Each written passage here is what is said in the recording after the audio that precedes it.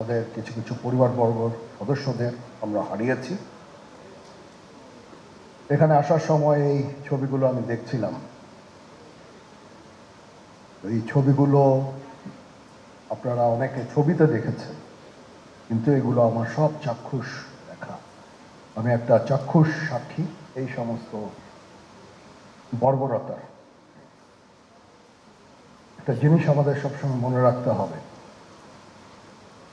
এই বর্বরতা কোনো সেনা সদস্য করেনি, সম্পূর্ণটাই তদানীন্তন বিজিবির সদস্য দ্বারা সংঘটিত।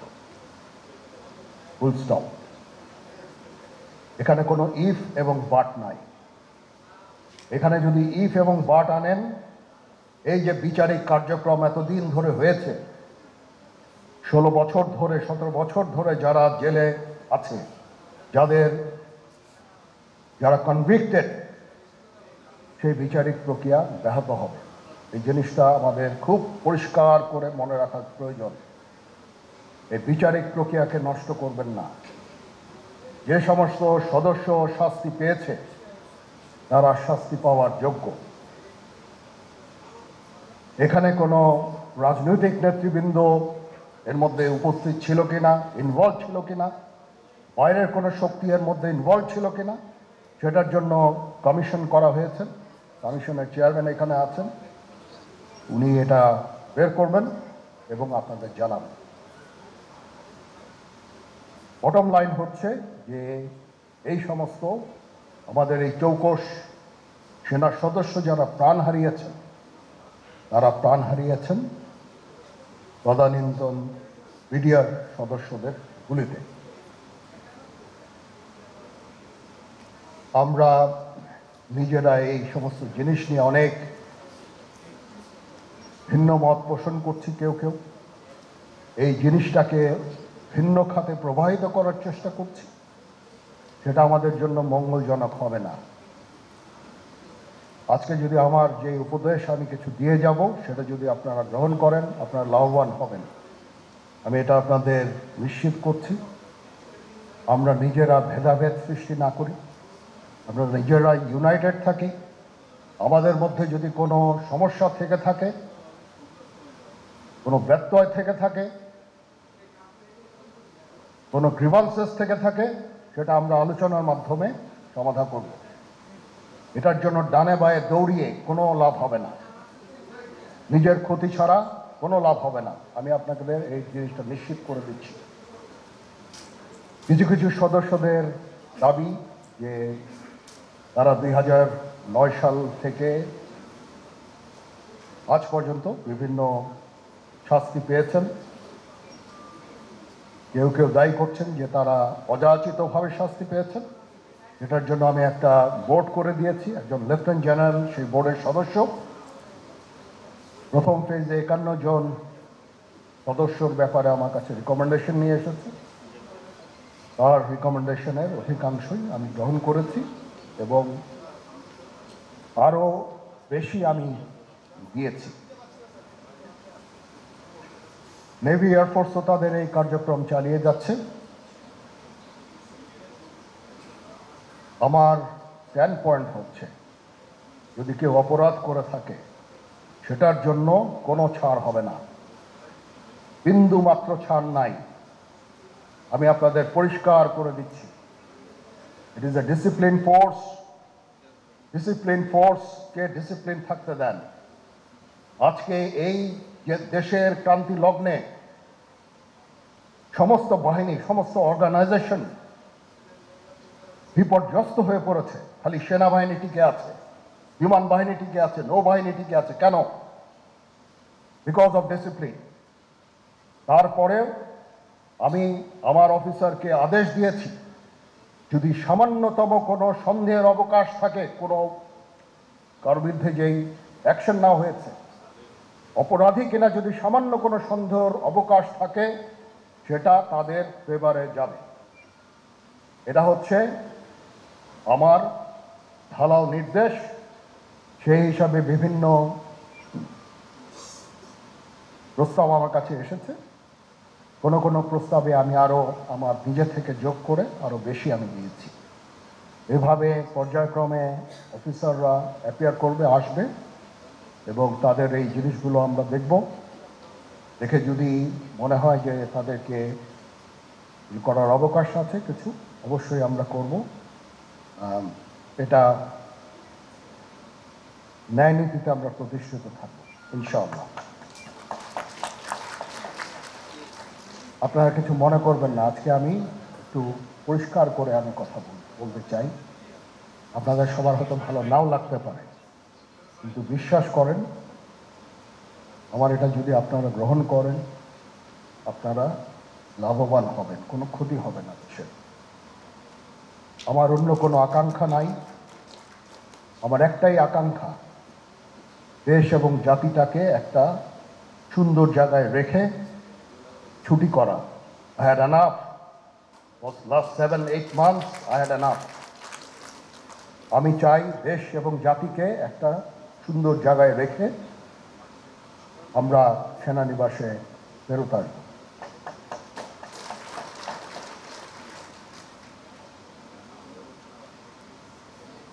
আরেকটা জরুরি বিষয় যেটা আমি ভাবলাম যে আপনাদের সাথে আমি শেয়ার করি, দেশের এই আইন শৃঙ্খলা পরিস্থিতি খারাপের পিছনে কিছু কারণ আছে।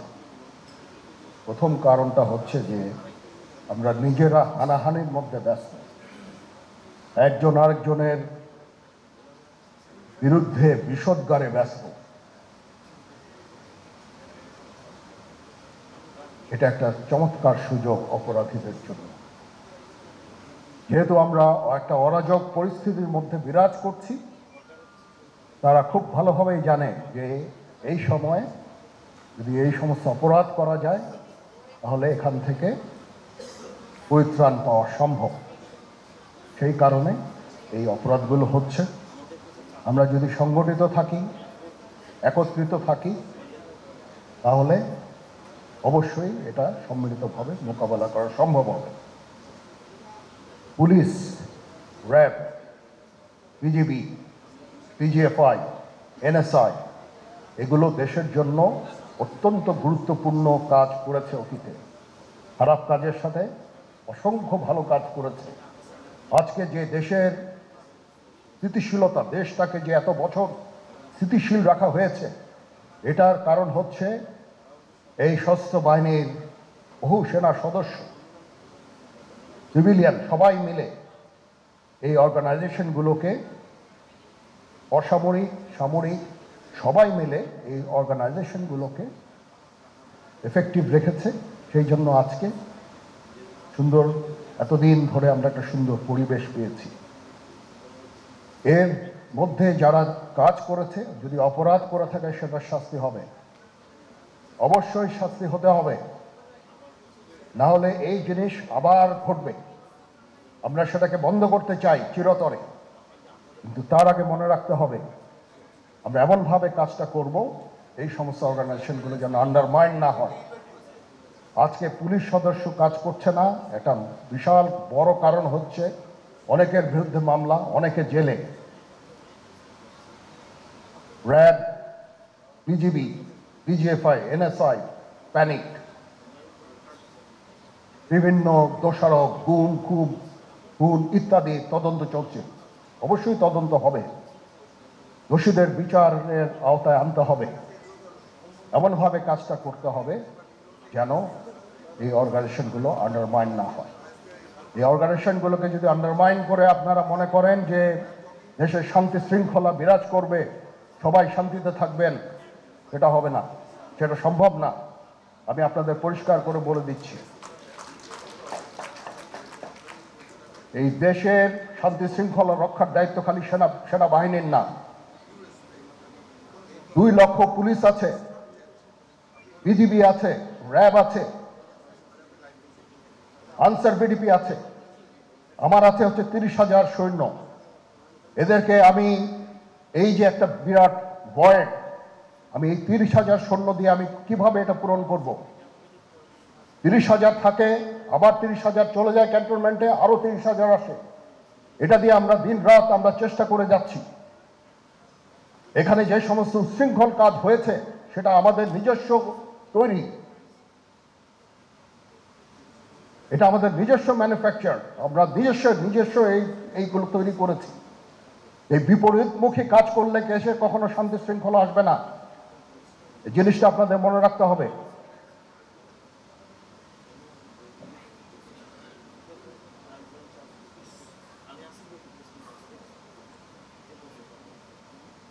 তদন্ত কমিশন হচ্ছে আবার একটা, আমাদের সর্বদা আমরা চেষ্টা করব তদন্ত কমিশনকে সহায়তা করতে, যে ধরনের সাহায্য সহযোগিতার প্রয়োজন হয় আমরা করব। আমরা দেশে একটা ফ্রি ফেয়ার অ্যান্ড ইনক্লুসিভ একটা ইলেকশনের জন্য দিকে ধাবিত হচ্ছে, এবং তার আগে যে সমস্ত সংস্কার করা প্রয়োজন অবশ্যই সরকার সেদিকে হেল্প করবেন।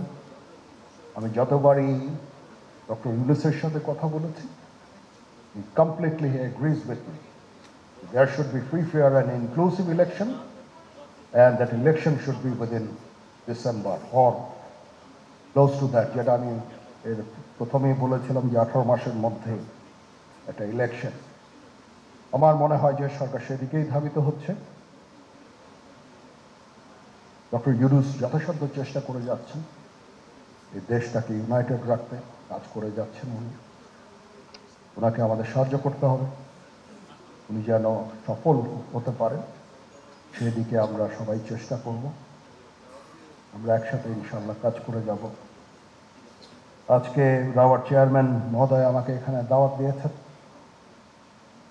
উনি চেয়ারম্যান হওয়ার পরে এটা দ্বিতীয়বার আমি এসেছি। ওনার কাছে আমি কৃতজ্ঞ যে উনি আমাদেরকে আলাদাভাবে, বা রাওয়া আমাদেরকে আলাদাভাবে দেখছে না। সার্ভিং অ্যান্ড রিটায়ার্ড, আমি তো বলেছি প্রথমেই যে এনি ডিফারেন্স। আমি সেনা প্রধান হিসাবে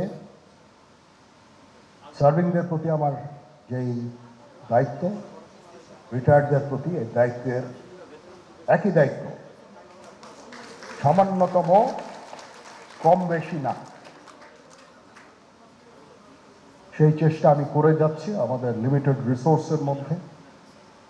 আমরা হেলথ কেয়ারের উপরে বেশ কিছু কাজ করছি,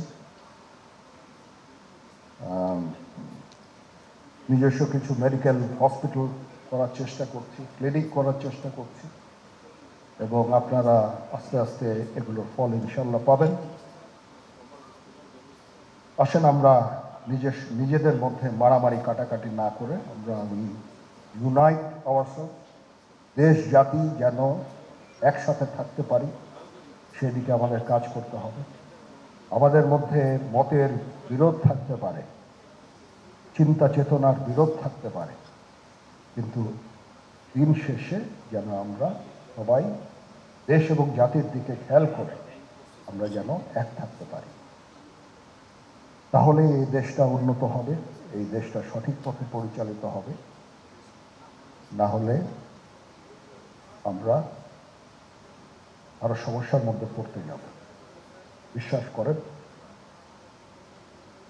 ডোন্ট ওয়ান্ট টু হেড, ওইদিকে আমরা যেতে চাই না। আমি আপনাদের সতর্ক করে দিচ্ছি, পরে বলবেন যে আমি সতর্ক করিনি। আমি আপনাদের সতর্ক করে দিচ্ছি, আপনারা যদি নিজেদের মধ্যে ভেদাভেদ ভুলে একসাথে কাজ না করতে পারেন, নিজেরা যদি কাদা ছোড়াছুড়ি করেন, মারামারি কাটাকাটি করেন, এই দেশ এবং জাতির স্বাধীনতা সার্বভৌমত্ব বিপন্ন হবে। আমি আজকে বলে দিলাম, নাইলে আপনারা বলবেন যে আমি আপনাদের সতর্ক করিনি। আমি সতর্ক করে দিচ্ছি আপনাদের। এই দেশ আমাদের সবার, আমরা সবাই সুখে শান্তিতে থাকতে চাই। আমরা চাই না হানাহানি, কাটাকাটি, মারামারি। সেই উদ্দেশ্যে আমি কাজ করে যাচ্ছি, আমরা কাজ করে যাচ্ছি। আমাদের সেনাবাহিনীর প্রতি আক্রমণ করেন না। একটা কমন জিনিস আমি দেখতে পাচ্ছি, সেনাবাহিনী এবং সেনা প্রধানের প্রতি বিদ্বেষ কারো কারো, কি কারণে আজ পর্যন্ত আমি এটা খুঁজে পাইনি। আমরা হচ্ছে একমাত্র ফোর্স যেটা আপনাদের জন্য কাজ করে যাচ্ছি, দাঁড়িয়ে আছি প্ল্যাটফর্মে। Of course navy and air force, navy chief আবার মন খারাপ করে ইয়া করছে, নেভি এয়ারফোর্স অল আমাদেরকে সাহায্য করেন, আমাদেরকে আক্রমণ করেন না, আমাদেরকে অনুপ্রাণিত করেন, আমাদেরকে উপদেশ দেন। কোনো একটা সমস্যা হয়ে গেলে আমি যেন নুরুদ্দিন স্যারের স্বর্ণপন্ন হই এবং উনি আমাকে উপদেশ দেন। সিনিয়র জেনারেলরা আমাকে উপদেশ দেন, আমি সবার কাছে স্বর্ণপন্ন হই।